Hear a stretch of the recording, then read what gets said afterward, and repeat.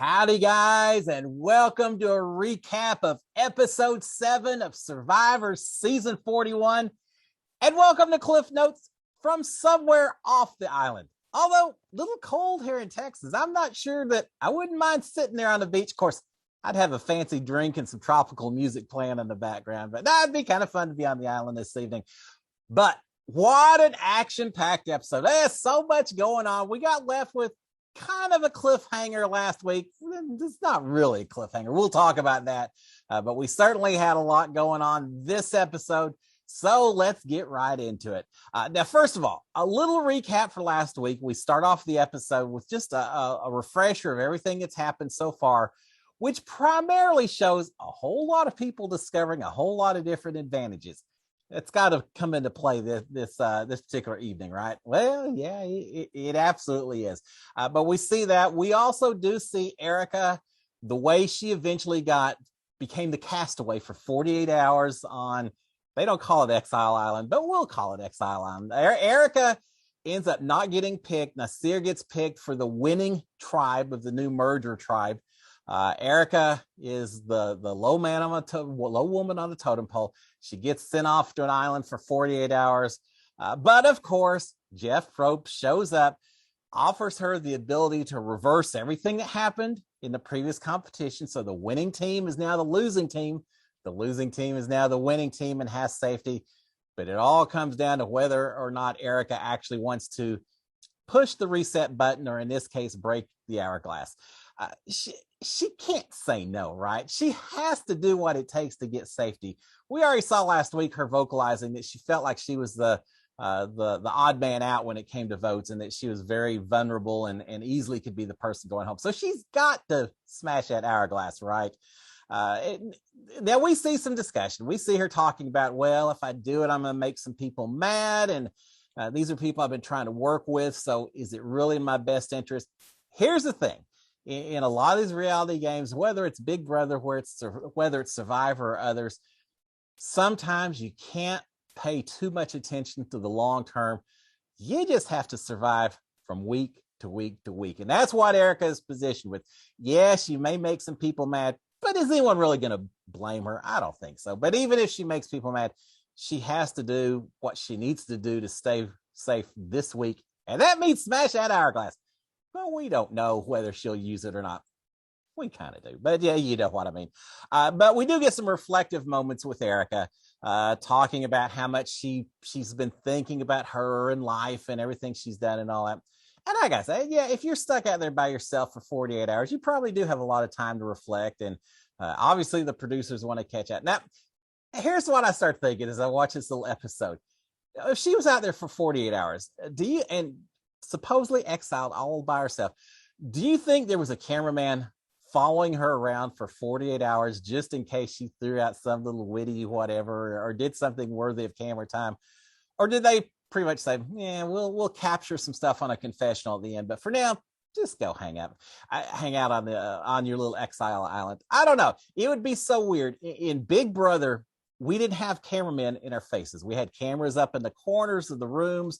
We had lots of cameras behind two-way mirrors, things like that, but you didn't really see the people behind those cameras during the season. Whereas the Survivor castaways, we every once in a while see on the episodes, we see they pull back, they show all the cameramen and everyone else.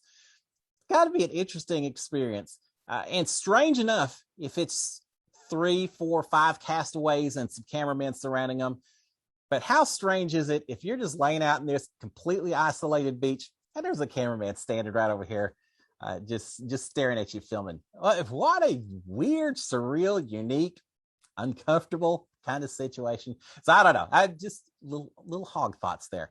I doubt they hung around the whole time. But Erika certainly did have some time to reflect. And soon after that, we see everyone gathering back up for the next competition. Erika comes in. Everyone is so happy to see Erika because, again, we talked about last week, it really seems like Erika was a primary target.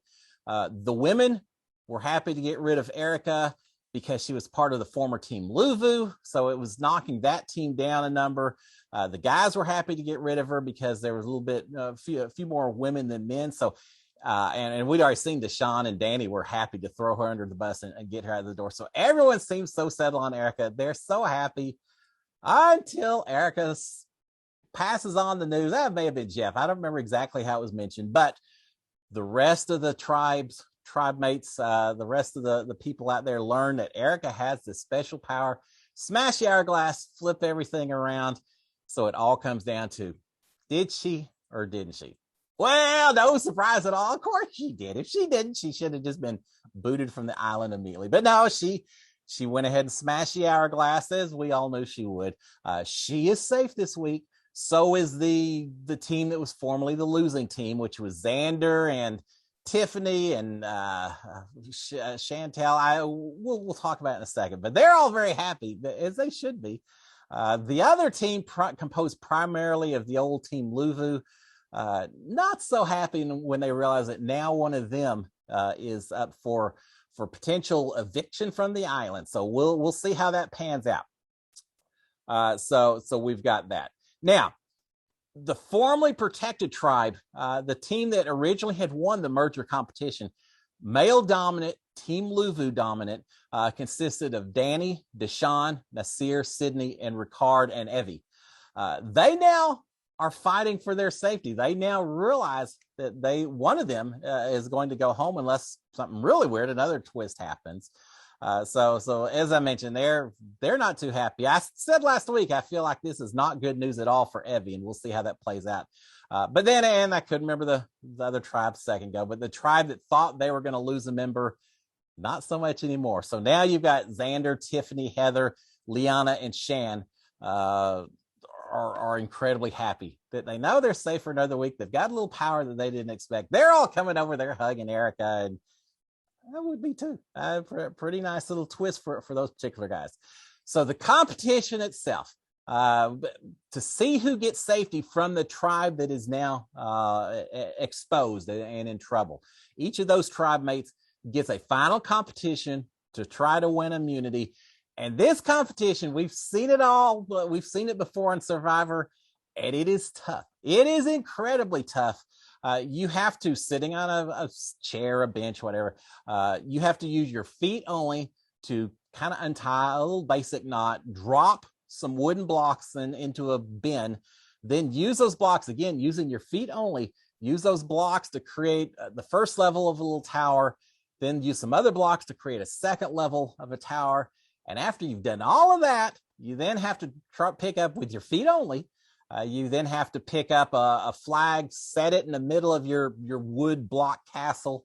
The first person to do that wins immunity. And it's all done with the feet. And I know in past episodes we've seen people do it. Their feet cramp up. It's just a hard. I love the competition, but it is a hard competition.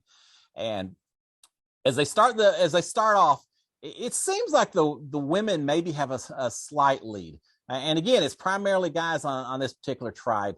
But we do have Evie and Sydney are the two women there competing. And they both seem like they're doing pretty well.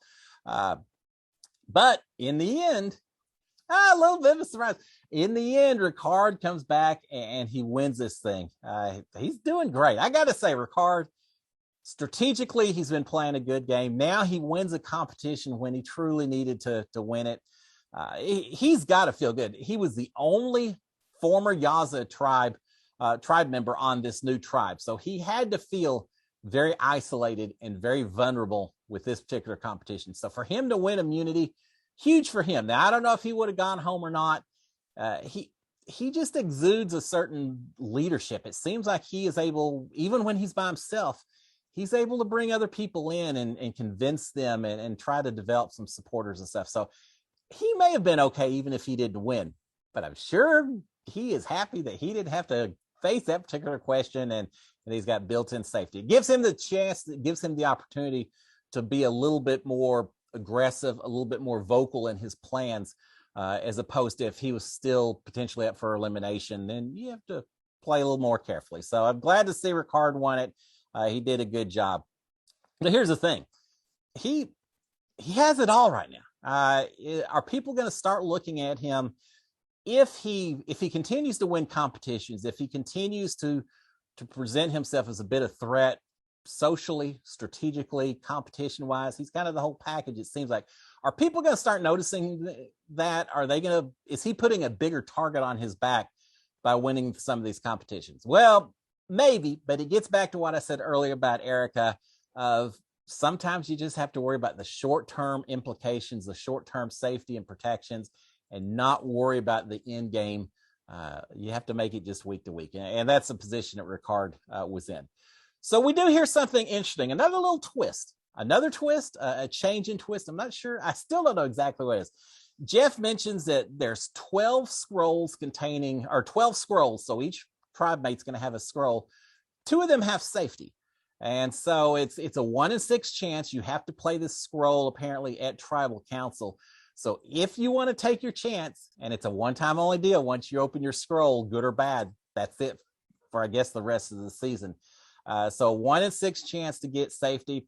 So the odds are exactly the same as the dice rolls that we heard talked about the very first episode this season. No one ever rolled a die.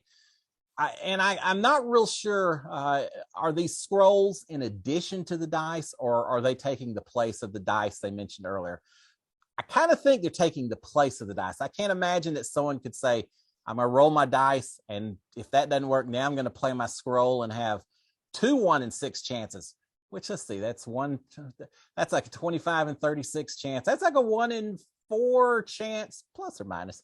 1 in 4 chance that you could get safety if you had both options available. I don't think that's the case. I think the dice didn't quite work the way producers thought it would, so they gave them scrolls instead. So now the scrolls are in play, that if someone really feels like it, they can make a Hail Mary type deal. Now, here's the other deal. It's just like the die. If you open up your scroll, safety or not, you also lose your vote for that particular evening. So there certainly is a price to pay.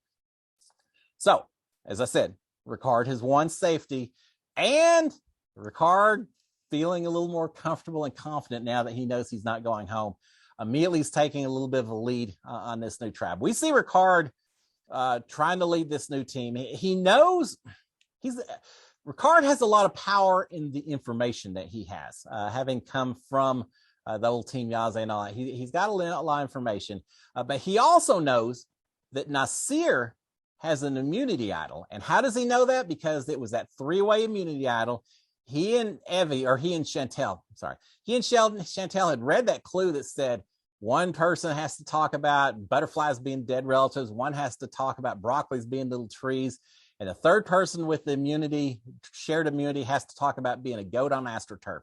Well, Ricard heard Nasir mention that at the last immunity challenge. So he knows that Nasir has an immunity idol, and he's telling everyone on his new team, or everyone that's standing around, that Nasir probably has an idol. So he's a little bit worried about trying to vote him off and having that idol played. And he's suggesting the rest of the tribe maybe go after Evie instead.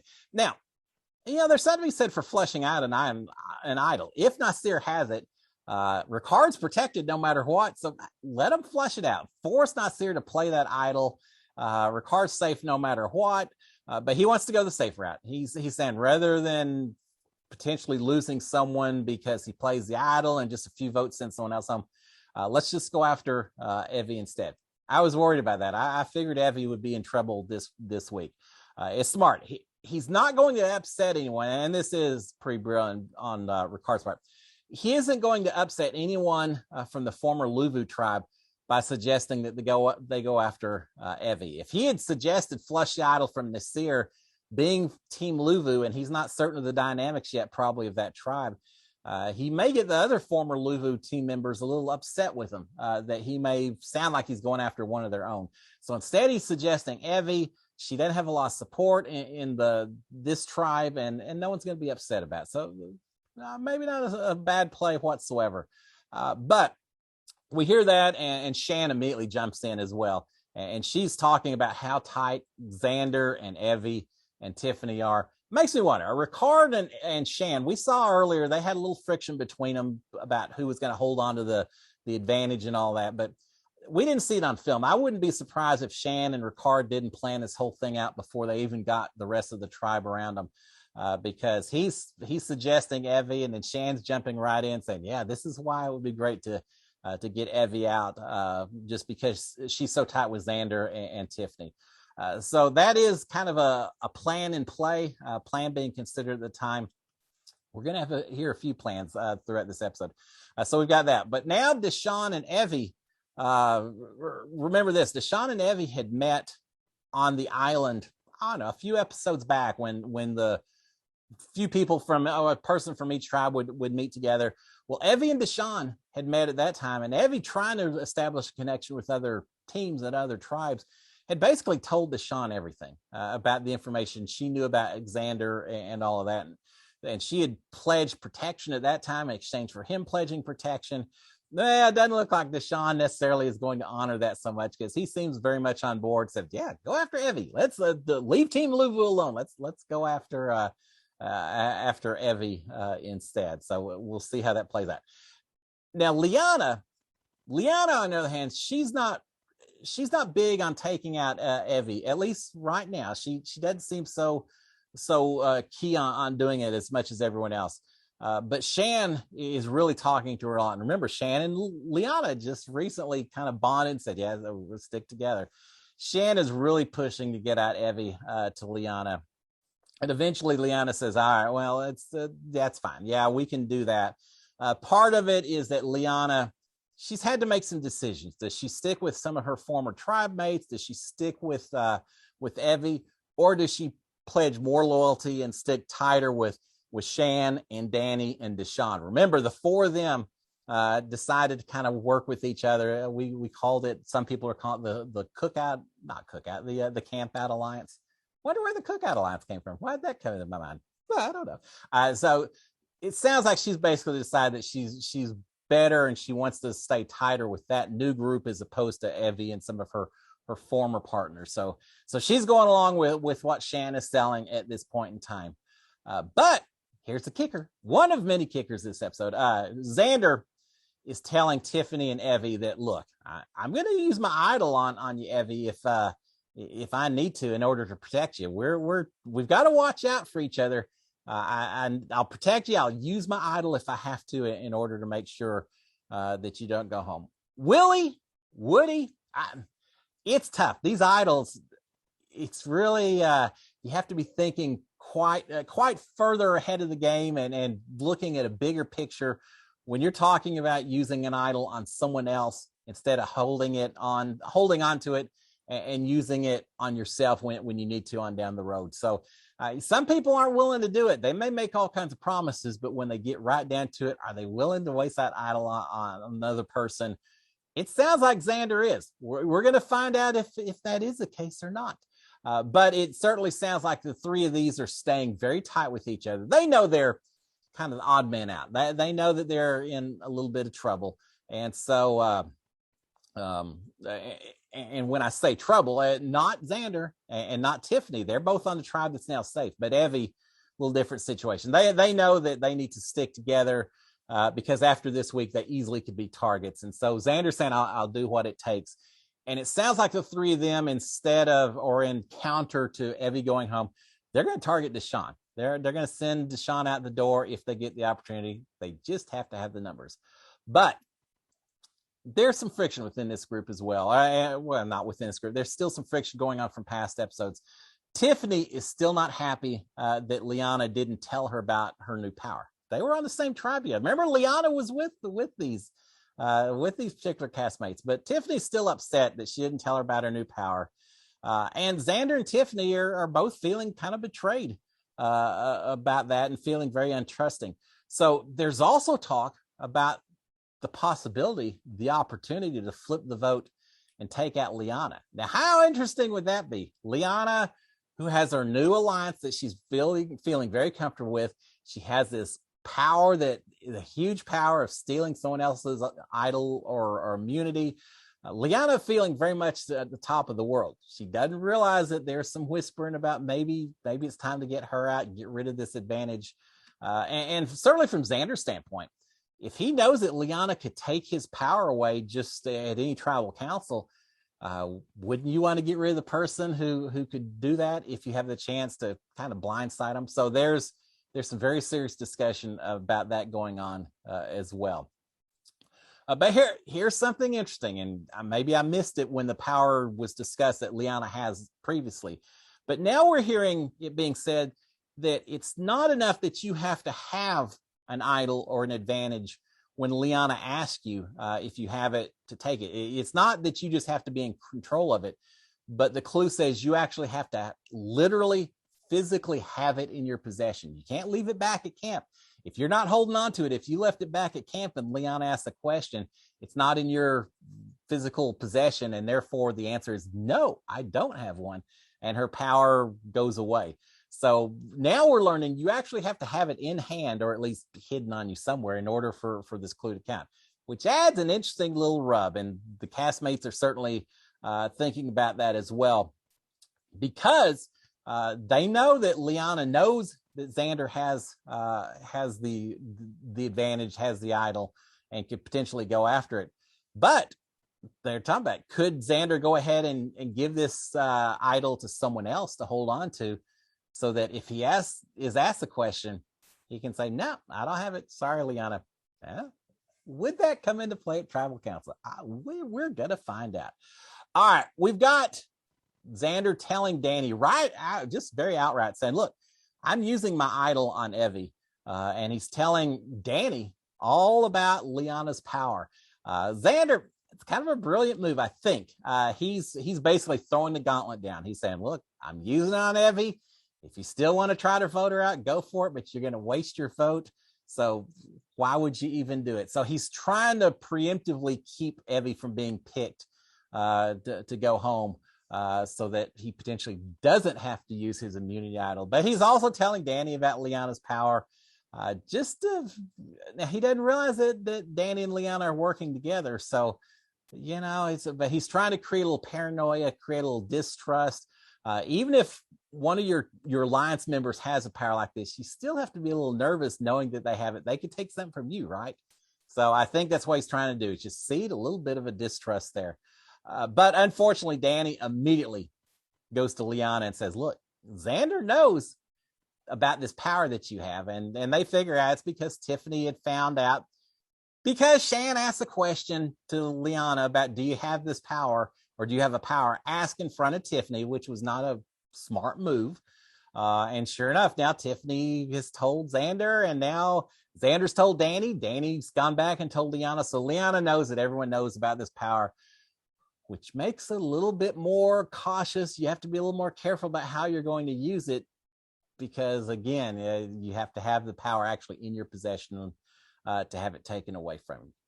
So we got Lyanna telling Deshawn that the former Team Yaze is all going after him. She's trying to pull her numbers in and protect her as much as possible.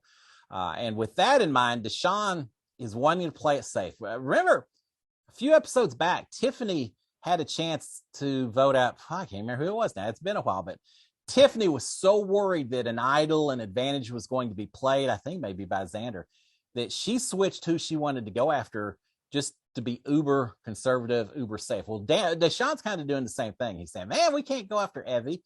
If all of them are going after me, and we vote out Evie, and now they use the immunity idol on her, well, now I could be the one going home. So Xander has certainly gotten into to Deshawn's mind a little bit just by talking about using this immunity idol. So now Deshawn wants to stay safe by going after Sydney instead.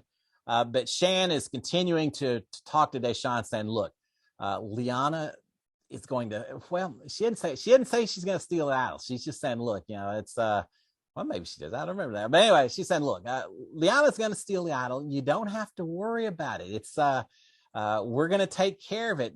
They're saying that this idol is going to be used to protect Evie.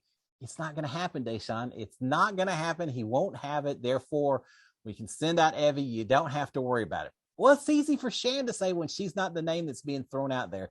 Not sure Deshawn is completely convinced that it's going to work quite the way that Shan is trying to sell it to him. But Lyanna is also telling Sydney that she'll be safe. and here's what was kind of funny. And again, it's all pulling your numbers. I mean, Liana's telling Sydney, saying, yeah, maybe your name's going to be bouncing around, but you're going to be safe. I know you don't understand why, but just trust me. After we get to tribal, you're going to see what happens. And once you see what happens, you'll know that you're okay. And at that point, just trust us. She doesn't tell her that she has the power. It's very, I don't know the way to phrase it. I think Liana should have been a little more open with Sydney and said, look, I'm going to steal the idol. I think she would create a lot more trust with Sydney. Instead, she's left Sydney just kind of wondering what in the world is going on, and probably left Sydney wondering as well that, well, maybe I'm not really a full member of what's going on if Liana won't even tell me exactly what's up. But Liana tells her, says, don't worry, this tribal council is going to be great. Something's going to happen, and you'll understand afterwards, and you'll be safe. Well, you get part of it right, part of it not so right. It is going to be a great tribal council. It's going to be a fun tribal council. So let's talk about tribal council. First tribal council for all the players that everyone is attending, which always makes it a little more exciting. It's a first tribal council for the former Team Lulu members, 6 strong, that hadn't been to tribal council. We are in, I think they said night 13, night 14 by the time we get to tribal. They had not even been to tribal council yet. They hadn't had their torches lit, anything. So welcome to tribal to everyone involved this particular week. But we get Evie making a comment right off the bat. Yeah, she's not shy about it. She says, look, I'm feeling very safe because of Xander and because Xander is going to protect me, which I thought was pretty bold. Now, I get it. Sometimes you say he's going to use the idol on me. I feel safe. The more power, the more confidence you project, the less likely the other people on the tribe or at the tribal council, less likely they're going to be willing to risk a vote against you. If you're that confident that you're not going home, then it's hopefully going to convince them that you are safe, and they're going to send the votes elsewhere. So Evie is certainly presenting a very confident front, but it gets even better than that, because at that point, Xander pulls out his idol and says, yeah, Evie's not going anywhere. Why would you pull out the idol, especially knowing that you have to have it in possession for it to be stolen? So why would you let everyone know that you have it? It didn't seem to jive well with what we saw them previously talking about, and the knowledge that we know they have about how this power works. But he's showing everyone real head scratcher kind of moment. Is something up? We're going to find out. All right. So Deshaun comes up with a tactic that I hadn't really thought of. Again, Deshaun's feeling a little in danger. He throws Evie under the bus. He says, look, Evie told me everything, Xander. She told me everything about you having the power, about your tribe dynamics, your team dynamics, all that. She threw you under the bus, Xander. Why are you helping her out when she came to me and gave me all that information? Smart, very smart. And Xander says, yeah, well, I didn't know about that when I promised to protect her and everything. So it raises a little bit of a wrinkle. Would he still use it if the opportunity came up? Don't know. So we've got all of that going on. And then finally, the big moment that we've all been waiting for. Liana says, well, I do have a power, and I think I'd like to ask a question to Xander. And she says, Xander, would you happen to have an idol on you? And she's got a smile. Oh, she's got the most, I don't know, how do you describe the smile she had? The most gotcha moment smile that you could possibly imagine. Liana has it on her face as she asks Xander the question about his idol. And he responds, and remember, he already showed the idol to us, but he responds and says, no, but you can have my fake idol that I have right here. Oh, it's brilliant. It's I knew there had to be something going on, that he went out of his way to show this idol to everyone else. That it was, knowing the powers out there, for him to do that, there had to be something going on. I thought that was the case, and it turns out it was. He created a fake idol. We see a flashback, and I love the way production editors are doing flashbacks this season. So we see the result of an action, and then we flash back and we see them actually discussing that, hey, if she thinks it's in my possession, she'll ask me that question. So here's a fake idol I made a couple of days ago. Let's use that instead. It worked. What a brilliant move. So now Liana not only doesn't get the idol because it was not in Xander's possession. So her power's gone. It's been flushed out without actually gaining anything for Liana. So not a good night for Liana. Not only has she lost her power, but now she's burned her bridges with the rest of the Team Yaze, the former Team Yaze. She's very much thrown down drawn the line in the sand. She's over here, and the rest of Team Yaze's over here. So she's burned her bridges, her relationships with all of them, and she lost her power, and she didn't get an idol out of it either. So it's a rough night for Liana. She started off so strong, and it just didn't quite work out. And it all comes back to the fact that Shan asked the question about, did you get this power in front of Tiffany? And from that, just a bunch of dominoes tumbling, and here's the end result. So now the power has been used. It didn't work quite the way Liana expected it to. And it throws the entire tribal council into turmoil at that point in time. Everyone's up and talking, whispering back and forth, figuring out what's going on. And I think at this point, Sydney is probably in trouble because the guys are going to watch out for each other. Again, the team that's having to vote to send someone home is predominantly men.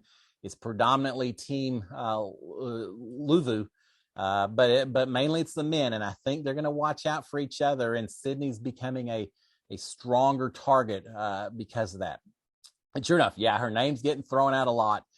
But Evie is telling Nasir that Deshawn has been out for him all day, because Nasir comes over and talks to this group, which I thought was interesting. That remember, Nasir's kind of felt a little isolated sometimes on his former Team Luvu, and we see him come over and talk to the former Team Yaze folks, Xander and Evie and everything. And Evie says, "Look, they've been after you. Deshawn wants you out. You ought to get him out before he gets you out." Nasir trusts Deshawn more than Deshawn trusts Nasir. And I don't think it's going to work out well for Nasir if he works too closely with Danny and Deshawn. But I'm not sure that they really were targeting him as much as Evie is suggesting is the case. But that's what she's telling Nasir. And Nasir is then going to Sydney and saying, look, vote Deshawn out. Let's go with the Team Yaze and let's vote out Deshawn just to protect ourselves, just in case. Oh, so much whispering, so much talking going on. Eventually it breaks down to two groups talking. Smaller group is Tiffany, Xander, Evie, and Sydney.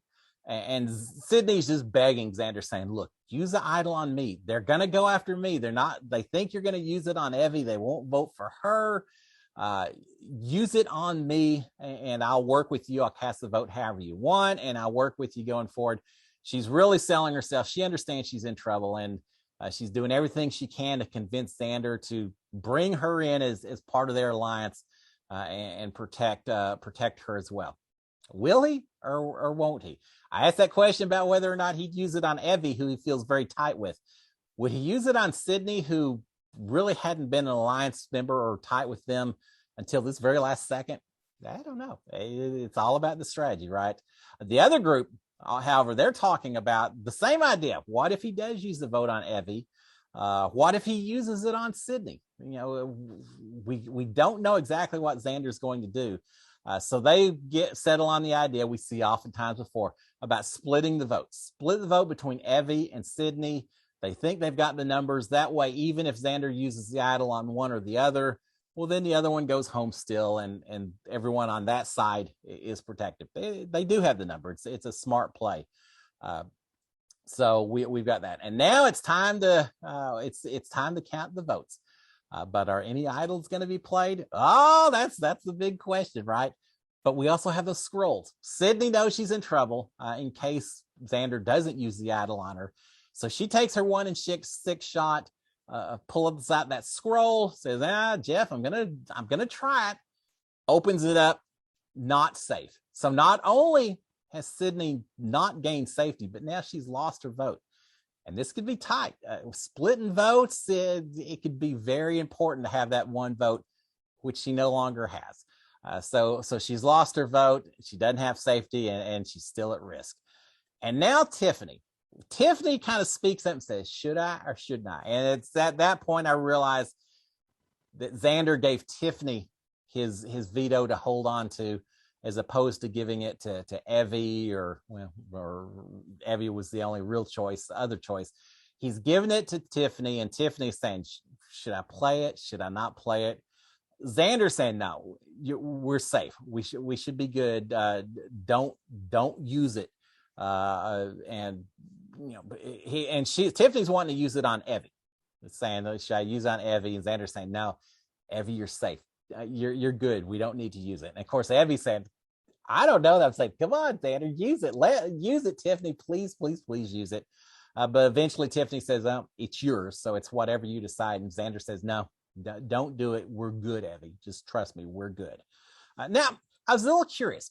If Evie is so uncertain about whether she truly is safe or not, if she's so worried that she's begging Xander to use the idol on her right here and now, why didn't she use her scroll, her shot in the dark at that point to try to create at least a 1 in 6 chance of winning safety? I was a little surprised that she didn't do that, but I don't know. It is what it is. I may consider that if she truly felt that at risk.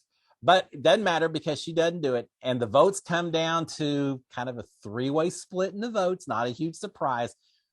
3 votes for Deshawn. Well, we knew where those came from, right? Tiffany, Xander, and Evie are all voting against Deshawn. Other side has split their votes. We've got 4 votes for Evie. We've got 4 votes for Sydney. Where'd that extra vote come from? Because remember, Sydney can't vote, right? So we find out later that Deshawn actually used his extra vote advantage he had on this particular evening. Remember, Deshawn didn't feel safe. So Deshawn, just to make sure it's okay, uses his extra vote. So as a result, we get 3 votes for Deshawn, 4 votes for Evie, 4 votes for Sydney. And the final vote, the one that decides it, is Sydney. Sydney is going home. Now, what's funny, Deshawn used that extra vote just to protect himself. Both of his votes were for Evie. Yeah, he voted the wrong way. It doesn't matter. He's safe, but he cast 2 votes on Evie. Well, it didn't matter. Sydney is still the one that ends up going home. She knew that idol needed to be played. She used her scroll. She did everything she could to protect herself. Unfortunately, Sydney was just a victim of a particularly vicious twist. Erika gained safety. Sydney goes home, which I don't know. It's interesting because she was a member of Team Luvu. So there's got to be a lot of people on this island that are not former Team Luvu that are happy to see one of the former Blue Team members go home. The guys are certainly happy that a female went home, I think. So there's a lot of people that probably aren't too upset with these results. Now, the former Team Yaze, Xander, Tiffany, Evie, yeah, it worked well. Xander played a great game. He threatened to use the idol. At the end of the night, those 3 were still safe. Xander didn't have to use his idol, so he still has it to play later. They flushed out Liana's power, so she can't use it anymore. So Xander certainly helped himself and the rest of his former team this evening. So props to Xander. He's got to have the play of the day with the fake idol and all that. I absolutely loved watching that.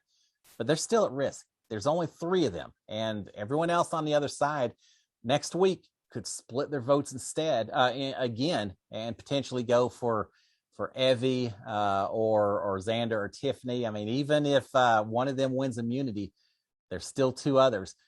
I think we'll find out, but I think if one of them doesn't win immunity, they could be in a lot of hurt. One of the others could go home. Now, if one of them, say Tiffany wins immunity, then suddenly now, if only the other 2 are at risk, Xander could potentially threaten to use the idol on himself or someone else and create some uncertainty. But even though this was a particularly fine week for those 3 and for Xander in particular, I do think that they're in a precarious position for the rest of this, because they're just outnumbered by the rest of the tribe mates and such. And now that they know Xander has the power, he's willing to use it. They've seen how tight the 3 of these are, that they were willing to use idols on each other, or that they were willing to trust each other to hold on to idols. I think all of that combines makes them an easy target for everyone else on this island. So great this week. Next week, we're going to see if it's as great a week. It may not be Xander, but That's the beauty about Survivor. We're going to find out next week. Wow. What an episode. I loved it. And now the repercussions. I'm so excited to see the very beginning of next week's episode and just see what all is said and who says what and who teams up with what as they get back from this tribal council. There's going to be a lot of discussions taking place. All right, guys. Went a little longer than I planned, but just because there's so much going on with Survivor this season, I love it. Some of these twists a little more powerful than maybe I would hope for or want, but that's okay. Still an incredible episode. I loved every bit of it. Guys, y'all have a fantastic rest of the week. I will be back next week to talk about episode 8. We'll find out all the repercussions about what happened this evening. Until then, guys, cheers, SKD143. Talk to y'all later. Bye, my friends.